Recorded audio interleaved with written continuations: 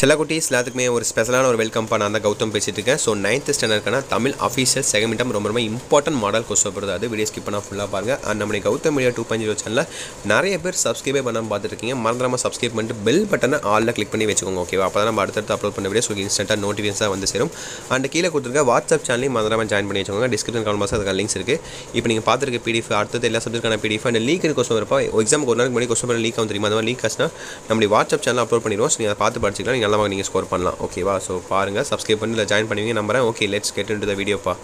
So பாருங்கள், 1 mark பாருங்கள். First தானே உங்களுக்கு சரியான விடையை தேர்ந்தெடுத்துறதுக்கு இதுக்கு ஆன்சர் தெரிஞ்சால் நீங்கள் கமெண்ட் பாக்ஸில் கமெண்ட் பண்ணலாம். ஏன்னா உங்களுக்கும் படித்த மாதிரி இருக்கும், ஆன்சர் தெரியாதவங்களுக்கும் தெரிஞ்ச மாதிரி இருக்கும்.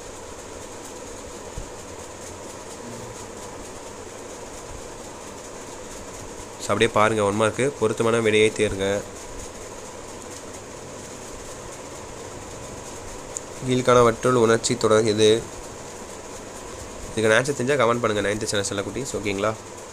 ஸோ அவ்வளோதான். ஆஃப் இயர்லி செகண்ட் மிட்டம் வந்துட்டிங்க. அடுத்து half yearly third midterm annual, அப்புறம் பப்ளிக் தான். அடுத்து 10th போக போகிறீங்க.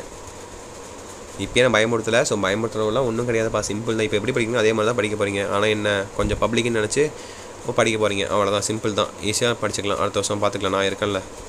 ஸோ 3 4 5 6 7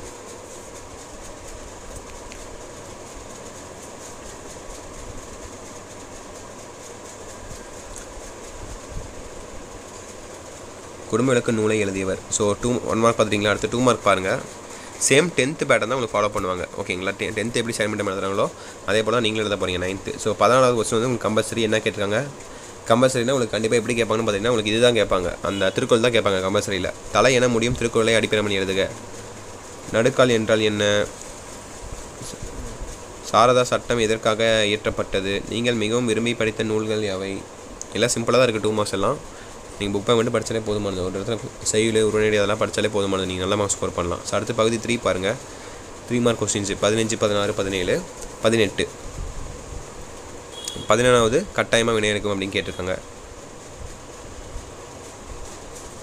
பூவாது காய்க்கும் என தொடங்கும் சிறு பாஞ்சம் மூலம் பாடலை அடிப்படை எழுதுக. ஓகேங்களா? சிறு பாஞ்சம் மூலம் பாடலை அடிப்படை எழுதுக. மாதிரி பாடல் நான் கேள்விப்பட்டதே இல்லை, நான் படித்ததே இல்லை, புதுசாக இருக்குது.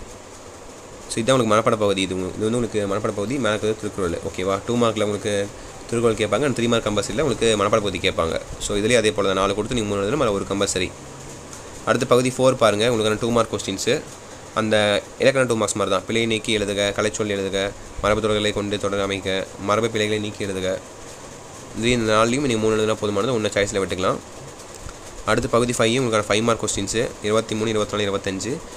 நூலகம் நூல்கள் ஆகியன குறித்து அண்ணாவின் வானொலி உரையில் வெளியிடுகின்ற கருத்துக்களை யாவை அப்படின்னு கேட்குறாங்க. அப்போ 24 25 இந்த 3ல் ஏதோ 2 எழுதணும். நீங்கள் 1 சாய்ஸில் விட்டுக்கலாம். ஓகேங்களா? ஸோ அடுத்து கடைசியாக பகுதி 6 பார்த்திங்கன்னா உங்களுக்கு 8 மார்க் கொஸ்டின்ஸு. நீங்கள் அறிந்த சாதனை பெண்கள் குறித்த செய்திகளை விவரிங்க அப்படின்னு கேட்குறாங்க. ஓகேவா? சாதனை பெண்கள்லாம் யார்? கல்பனா சாவ்லா, அப்புறம் வேறு யார்? நிறைய பேர் இருக்காங்க. டக்குன்னு இது ஞாபகம் வர மாட்டேதுப்பா. ஸோ இந்த மாதிரி இருக்காங்க தெரியுமா? அது மாதிரி நீங்கள் ஓனானதெல்லாம் நீங்கள். அப்புறம் ராவண காவியத்தில் உங்களை ஈர்த்த இயற்கை எழில் காட்சிகளை விவரிங்க. ஓகேங்களா? ஸோ அது பார்த்தீங்கன்னா லெசன் எடுத்துருப்பாங்கன்னு நினைக்கிறேன். அந்த லெசன் உங்களுக்கு என்ன புரிஞ்சோ அதை நீங்கள் எழுதலாம். ஓகேவா? எது உங்களுக்கு கவர்ந்துச்சோ அதை எழுதலாம் நீங்கள். ஸோ தட்ஸ் இட்பா. கண்டிப்பாக இந்த கொஸ்டின் ரொம்ப யூஸ் இருக்கும்னு நினைக்கிறேன். தொடர்ந்து எல்லா சப்ஜெக்டும் அப்லோட் பண்ணுவோம். அண்ட் பார்ட் 2 பார்ட் 3 உங்களுக்கு அப்லோட் பண்ணிட்டே இருப்போம். செட் 1 செட் 2 அப்லோட் பண்ணிட்டே இருப்போம். ரொம்ப யூஸ்ஃபுல்லாக இருக்கும். ஸோ நம்ம கௌதம் மீடியா 2.0 சேனல் நிறைய பேர் இன்னும் சப்ஸ்கிரைப் பண்ணாமல் தான் பார்த்துட்டு இருப்பீங்க.